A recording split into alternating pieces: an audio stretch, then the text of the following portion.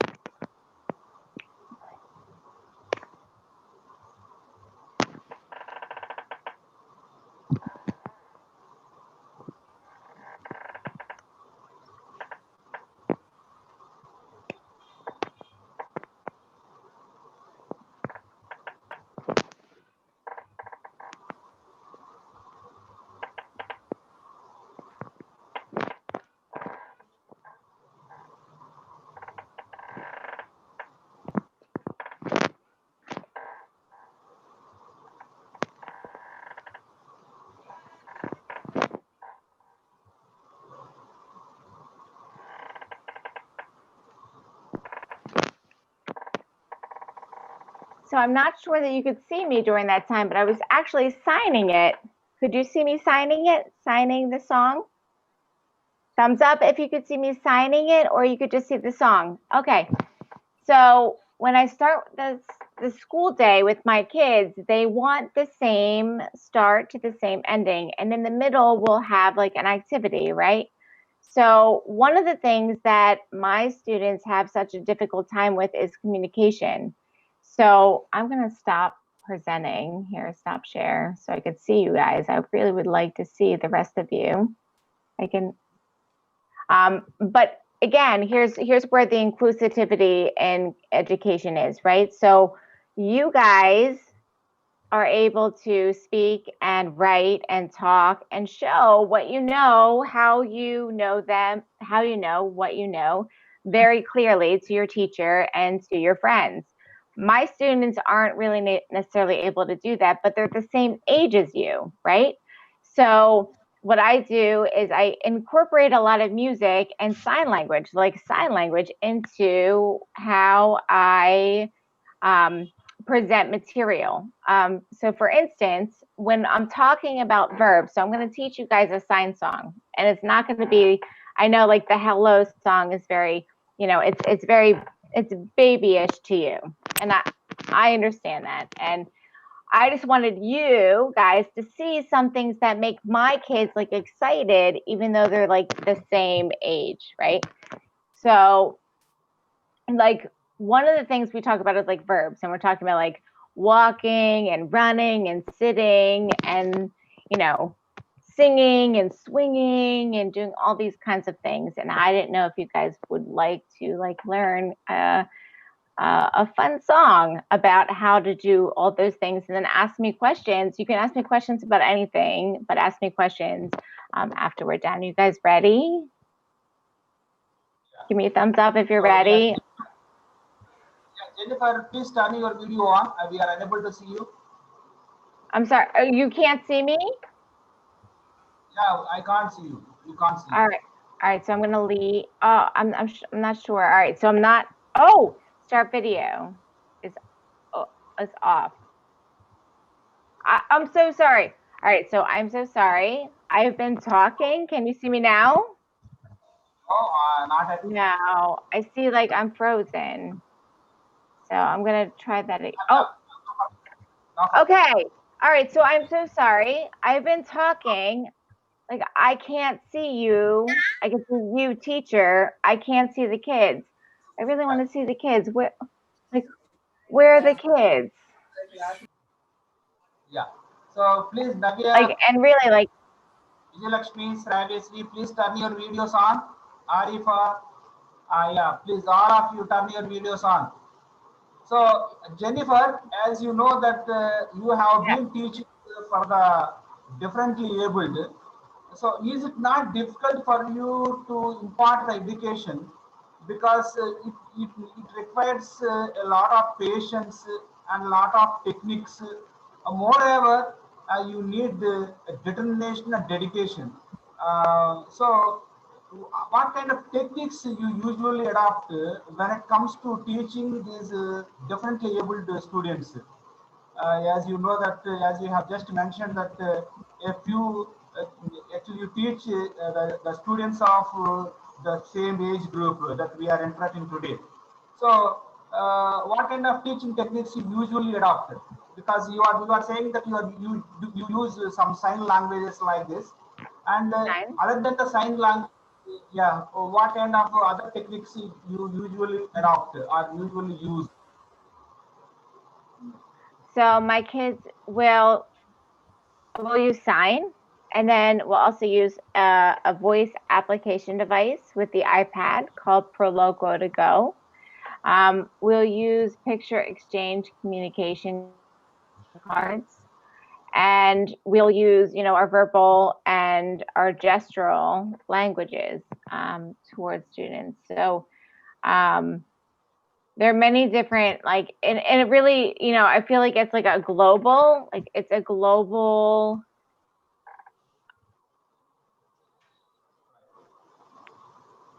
modification or adaptation or use within the classroom, because I don't really necessarily care how the students communicate as long as they're communicating and they're telling me what they know. And I have had students who weren't able to communicate anything prior to coming to my classroom, but then once they were in my classroom, within a few months, they were communicating appropriately. So I would really like to teach your class a science song. Is that okay? Yeah? Yes, yes. Okay. So let me ask some of my students to interact with you. And the Hamasoundarya, I interrupted you while you are speaking with Jennifer. And a few Yes, minutes sir. ago. Please Yes, continue. hi. Hi, ma'am. Hi, how are you? I am fine, ma'am. How are you, ma'am? I'm awesome. What is your name? My name is Hemasoundarya, ma'am. Nice to meet you. Nice to meet you.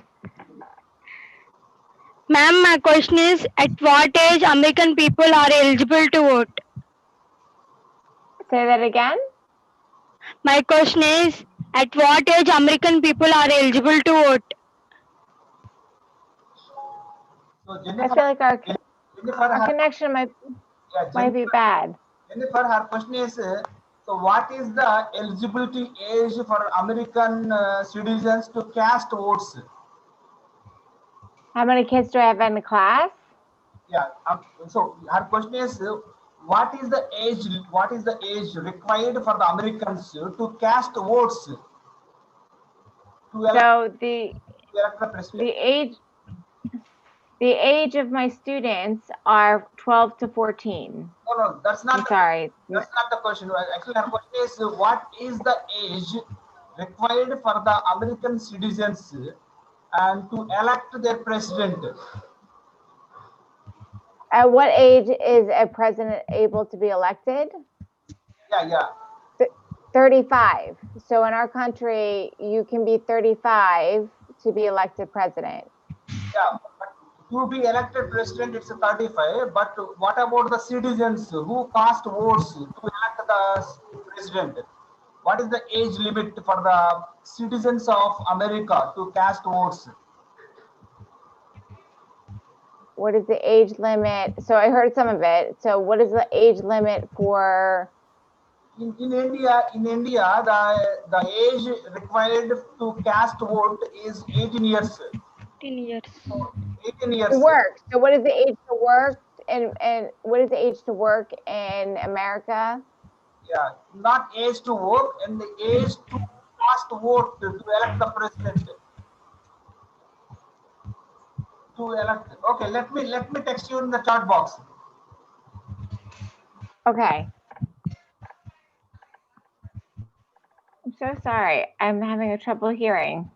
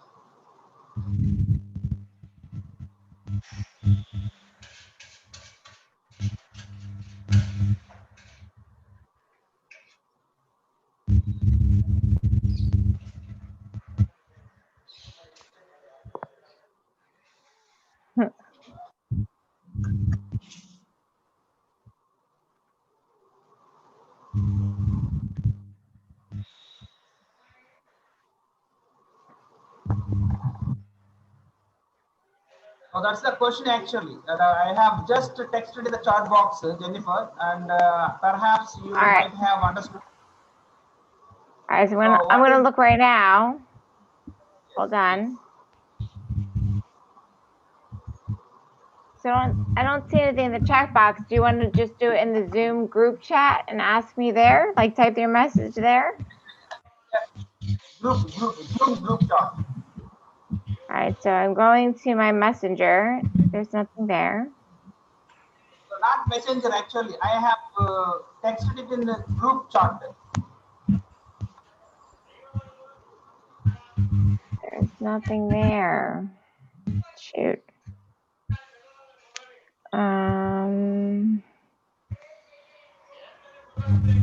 Oh, it's coming. All right, so there's dots. There's dots. It's on its way. It hasn't reached me yet.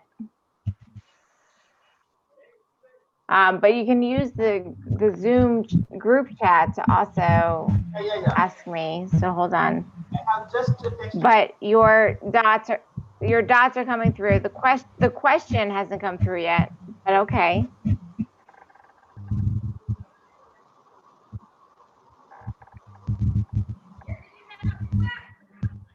So here is the. I think I have just texted in the messenger. What is the age requirement? All right. So to elect and I'm going to write it here too. To elect a U.S. president, in order to vote in the United States, you need to be 18 years of age. Just like India. You need to be 18. Yes. So in order to be elected, you need to be 35 years of age. But to vote for a president, you need to be 18 here in the United States. So just like India. So Hema Soundarya, do you have any other questions? No, sir. Okay, and why don't you Thank ask you, another? ma'am. Okay, and Savasri, can you ask the question, Savasri? Savya, yes. Hi, ma'am. This is Ravishri, ma'am. Nice. It's nice Nice to to meet meet you, ma'am. you. Nice to meet you too, ma'am. You too. And my question is, who influenced you to be a teacher, to become a teacher? So when I was growing up, I really loved children. I loved all children. And I was in a really bad car accident when I was 16. And I almost died. And when the doctors told me and my parents that it was going to be a hard road ahead of me, I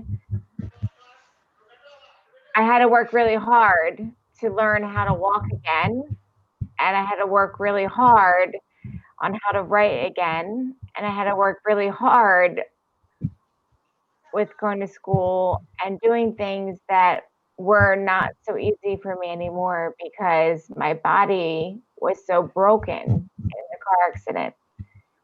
And so I chose to go for education because one, I always loved children. You guys are our everything. You're our future. You're everything to us. We need to make sure that you guys are okay and that you guys are thinking and are smart and are able to do things, are innovative and curious and brave and all those things. And I also went for special education at the same time because I felt that those kids needed a little bit more help or a lot more help than you, right? Because they needed the ability to have someone to have the patience to get through to them because their academic age wasn't necessarily what their physical age was. So I went into education because I love kids. I went into education because I wanted to help kids and I want to help the future be better. And you guys are going to do just that. You're going to do just that. And I can't wait to watch what you do to help, to help us and help our world be better because we need your help. We're going to need your help. Yeah. So Jennifer, it's really great, amazing comeback from the road accident. So what a wonder! In fact, when you was narrating about your story of accident, so I was really I can't stop me from appreciating your guts and from appreciating your courage and your determination and your strong will and to come back and again you managed to become a teacher. So how Thank great you you. are. All the students, you are a big hand. You are a big hand. Thank you. So Listen, really, everybody has a voice, right? Everybody has a voice and everybody should be heard and everybody, especially our children, need to be the most taken care of because there is no world without our children. And our children, doesn't matter how old you are. I know your students are older than or the same age as my students, but they need to know like how important they are to the next to the next generation, to like what's going to happen to the world that we're living in. And I'm so proud to be here. Thank you. oh yeah. Next, Aishwarya, go ahead. Aishwarya, please go and ask the question. Hi, ma'am. Hi, Nava. Did I say it wrong? How are you, ma'am? I'm good. How are you? I'm also good, ma'am. Nice to meet you, Oh, ma'am. it's so nice to meet you. Ma'am, my question is, how can we improve our spoken skills? Your spoken skills? Yes, ma'am. All right, so what I'm going to say to you first is that the fact that you already know 2 languages, I am so impressed. Like this is great, awesome, best. Like you're better than most, the children here that, you're better than my children, my own children, like my biological children. They know 1 language. You know 2 languages already. So let me tell you, the way you can better it is 1, thank you for even knowing a second language. That's amazing.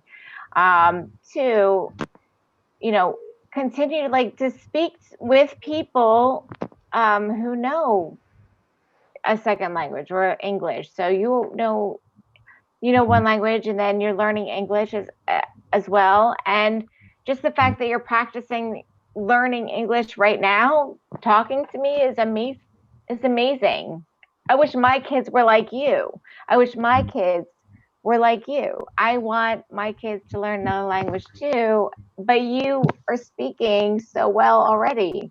So if you want to continue to learn another language, you just need to keep reaching out to people that already know that language and just speak with them in that tongue and not and not So, that's a wonderful response and a wonderful answer from Jennifer. And thank you so much, Jennifer. And so some of my students are able to speak even 3 languages. seriously, that's amazing. Like you guys are brilliant. And here's the sign for like smart but better. Like you're brilliant. Yeah, Jennifer, let me tell you one thing. Let me tell It's you, amazing. we have 5 minutes left. So once this Okay. session is completed, we will again log in. So please be available even after the time comes to an end, and Yes, we will yes, start of course again. I will. We will start again. Of course And I will, meanwhile, yes. yeah, Navya Sai. So please go ahead and ask the question. Hello, ma'am. Raise your voice. Raise your voice. Hello, ma'am. Hi, how are you? How are you? I'm good. How are you? I'm fine, ma'am. Microphone. Thank you. So what's Do you your have a question? What would you like to ask? Ma'am, could you please explain about your education? Yes, okay. So I have a dual degree in education and special education. So I have 2 bachelor degrees, and I have 1 master's degree in administration for principalship. So I can run a school. So I have degrees teaching children from pre-K to 21 in special ed. I have a degree that says I can teach children from K to up to 8 in Pennsylvania and K to 6 in New Jersey, which are 2 different states in the United States. And then I have a master's degree in my administration, so it states I can be a principal or supervisor in schools throughout, the United States of America. That's a great answer. Now it is Vijay Lakshmi. Vijay Lakshmi, please go ahead. Hi, ma'am. This is Vijay Lakshmi. Hi, nice to meet you. Nice to meet you too, ma'am. How are you? I'm great. How are you? I am also fine, ma'am. It's my Oh, privilege to ask this question. okay. What are the tips that you could offer to overcome the problem of spelling mistakes?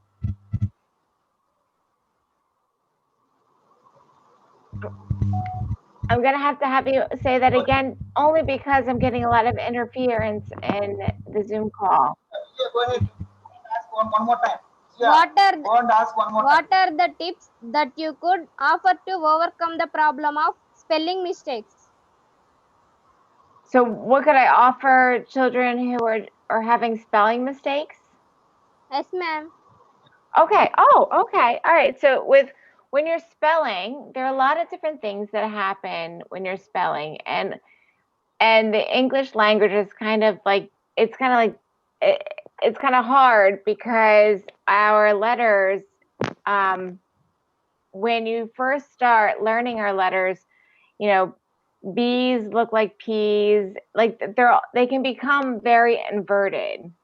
Now, I have something that's called dyslexia. I don't know if you guys ever heard of it.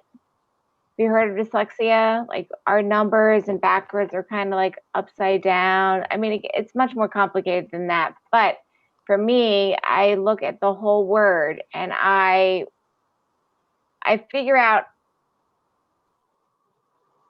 how to read words based on the shape of each word. Now, again, B's and P's and like there are other letters that are just upside down and backwards when you're like reading them, and everyone has a different sound.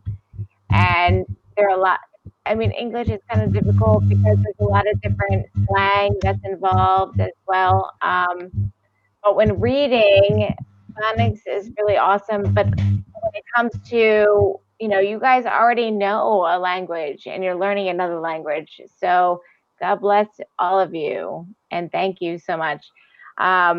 But if you're reading it, if you just look at the shape of the word, like the whole word, that to me, like that's what helps me read, because it's hard, it's difficult when everything's inverted to be able to figure out the pronunciation of something if you're just sounding it out. But it does work for a lot of people when they're not inverting the letters, but it is common to do that when you're learning a language. For me, everything's inverted, so I use block sight words in order to read a word.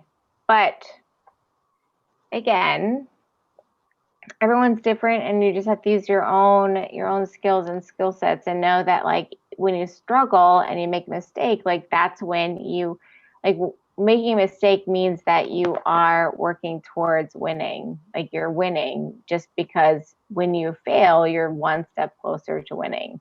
So however you're doing it, I'm sure you'll be fine. The way I do it, because I'm an adult and I still have, an issue with inversions, I use block memorization of words. Right. Okay, ma'am. So, Thank you. I'm not sure if that helped, but thank you. Jasmita, do you have any questions to be asked? Jasmita, are you there? So, do you have any questions to ask?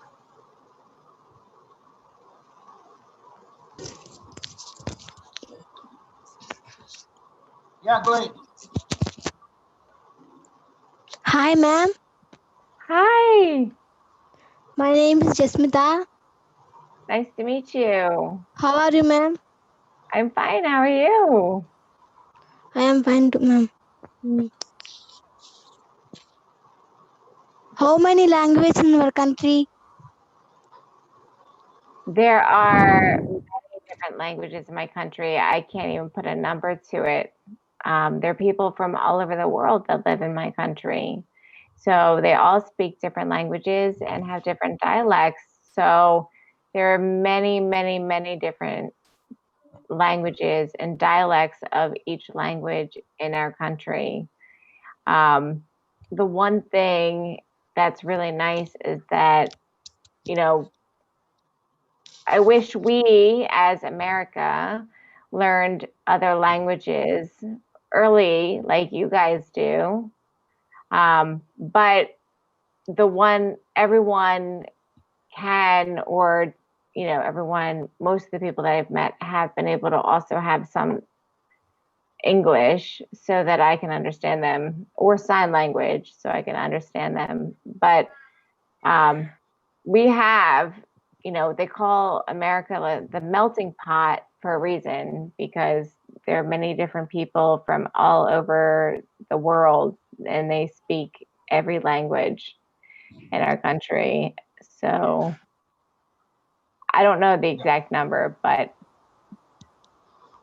I know someone, I actually went to high school, right? So in the high school that I went to, we had people from all over the country who went there, and they all spoke different languages, and the only language they had in common was English, which made me as the American feel a little dumb because I was the only one that didn't know a second language. And you guys know